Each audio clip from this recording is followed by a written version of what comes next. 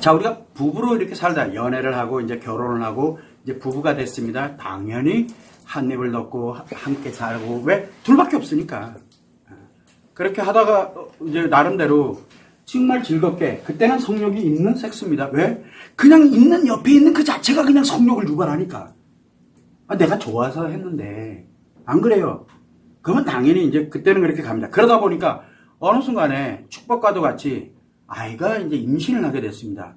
그러면 또 임신을 하고 나름대로 출산하고 이러는 이제 과정에서도 임신하고 난 다음에도 또 부부관계를 하는 사람들이 성관계를 하는 사람이 있고 안 하는 사람들이 있어요. 그 뭐냐? 하는 사람들은 그 아이는 아이고 우리가 왜 아직도 성에너지가 마이너스로 작용을 하고 있으니까 욕구가 있으니까 그래서 이제 하는 거고 그런데 욕구가 있음에도 불구하고 안 하는 사람들은 어떤 겁니까?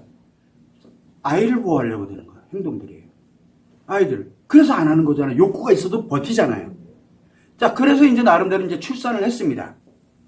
자, 이제 출산을 딱 하고 보니까 애가 시도 때도 안 가리고 울고 얘는 지금 이제 생존이 이제 그러니까 말로 표현은 못하겠고 그러니까 말을 못하니까 아직은 애가 어디 뭐 자기 혼자 막 움직이는 것도 아니고 그러다 보니까 자기의 문제가 발생되면 그냥 우는 걸로 표현하는데 이게 한두 번이에요. 이제 잘 때 안 자고 막 알잖아요. 왜?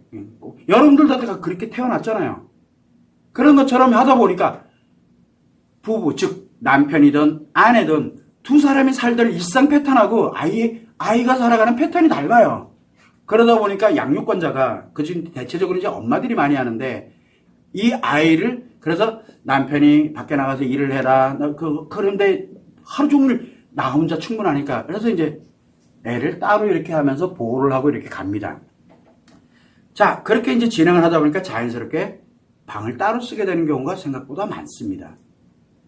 어떤 경우에는 아빠가 그렇게 하는 경우가 있고 어떤 경우에는 엄마가 아이를 데리고서 이렇게 자는 경우가 있습니다. 왜? 아이가 안정이 됨으로써 가정이 평온해지게 된다는 그런 의미 때문에 그러거든요. 그게 나쁘냐? 아닙니다. 자, 그런데 문제가 하나 생겼어요. 성에너지를 자꾸 뭘로 생각을 합니까? 섹스로 생각하기 때문에 성욕과 섹스로 생각을 하거든요. 어떻게 되냐면 성욕이 생기면 뭐부터 잠깐 있는 사이에 잠깐 해가지고 막 그때 그냥 하는 그런 부분도 있는 반면에 어떤 부분들은 나 지금 이것 때문에 너무 힘들어. 그래 한 사람은 하고 싶은데 그래서 이제 갈등 생기기도 하고 그러면서 이제 진행을 합니다. 그러다 보니까 애가 이제 살아가다 보니까 어느 정도 컸어. 그런데 그런 갈등들이 다 왜 생깁니까? 성욕 때문에 생기거든. 아직은 마이너스성 에너지가 작용을 하고 있는 거예요. 그런데 어느 정도 지나고 나서 이제 시간이 지나다 보니까 이제 섹스 안 해도 성욕이 안 생겨. 그래서 누구야? 와이프한테도 남편의 입장에서 와이프한테도 성욕이 안 생기고 와이프 입장에서 남편을 이렇게 봐도 성욕이 안 생겨. 같이 뭐 하고 싶은 그게 안 생겨. 안 생기는 게 당연하죠. 그런데 그게 계속 생겨. 그러면은 뭐랍니까? 틈틈이 각방이든 아니든 틈틈이 어쨌든 성관계를 하겠죠. 아직 마이너스성 에너지가 작용하고 있다는 얘기예요. 아직은. 그런데 일정 기간이 지나서 이제 각방으로 이렇게 지내다 보니까 이제 아이도 어느 정도 크고 이랬으니까 이제 돌아가야지 해서 이제 한 방을 쓰기 시작합니다. 이제 그러면서 뭘 가냐면 성이 이제 활성화되든 안 하든 섹스를 쓰든 상관없이 이제 제스에 관련된 거 성에너지가 각방이냐 아니냐는 건 성에너지가 커지느냐 안 커지느냐 차이거든요. 자, 그러다 보니까 한 방으로 이렇게 갔어. 섹스를 쓰이든 섹스가 있던 한 방에 이렇게 살아가고 있습니다. 그러면 성에너지가 생각보다 커집니다. 그래서 가정이 굉장히 빨리 안정됩니다. 아이들도 굉장히 건강히 잘 큽니다. 그런데 각방으로 이렇게 가면서 성에너지가 공유가 되지를 못하게 되는 왜? 성이라는 게 꼭 섹스만이 성에너지가 만들어지는 게 아니기 때문에 그렇게 되다 보면 각방으로 이렇게 진행하다 보면 이상하게 아내는 아내대로 남편은 남편대로 편안한 건 일상에서 편안한 건 맞아요. 섹스는 그러니까 성욕은 사라집니다. 성욕은 사라져요. 일상에 이렇게 갑니다. 그러다 보면 뭐가 만들어져요? 팅그러져 나겠죠. 딴 여자들이 눈에 들어오고 딴 남자가 눈에 들어오면 어떻게 될까요? 이게 외도가 되는 원인이 되기도 합니다. 근데 그 전에 이미 마음을 파괴시켜버립니다. 내가 감당이 안 되니까. 왜? 아이에게 영향을 받고 있거든요. 아이에게도 성의 영향, 이 에너지의 영향이 흘러가거든요. 자, 그러다 보니까 뭘 갖게 되냐면은 각방으로 가는 개념하고 한방으로 가는 개념하고는 완전 달라집니다. 그래서 아이들과 한방에서 자면서 예를 들어서 남편이 이렇게 또 따로 이렇게 각방으로 이렇게 가잖아요. 그럼 남편에게 반드시 문제 생깁니다. 반드시 문제 생기게 돼 있어요, 저절로. 자, 물론 확률적으로 따져보게 되면 함께 있을 때 섹스리스, 즉 욕구잖아요. 이 욕구, 성욕 없이 이렇게 가도 남편에게, 아내에게 둘 중에 누가 욕구를 갖고 있느냐에 따라서 이제 문제가 발생을 하긴 합니다. 그러나 확률적으로 볼 때는 각방으로 갈 때가 훨씬 큽니다. 각방으로 갈 때가.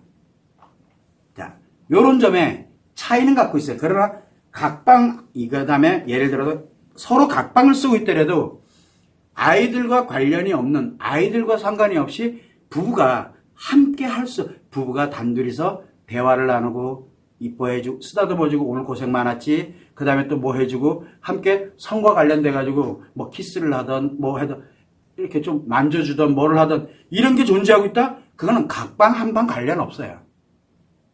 즉 성욕 없는 섹스가 그 사람들에게 존재하고 있다 그래야 되면 각방 한방 의미 하나도 없어요. 굉장히 강력한 성에너지가 작용을 합니다.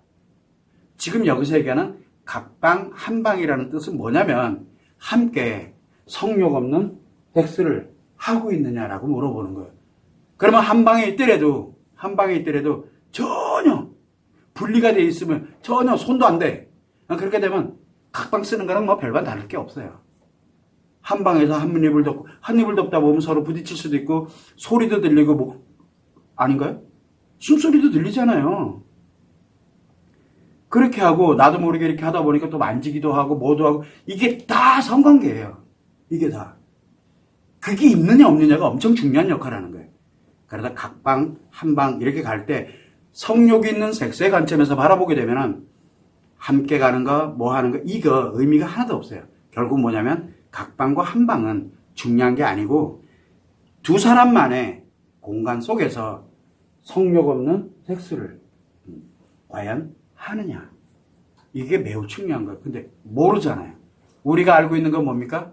성욕을 갖고 딥다 성관계하는 것만 알고 있지. 그래서 뭐 만져주는 방법, 뭐 하는 방법 다 섹스를 위해서 하는 거잖아요.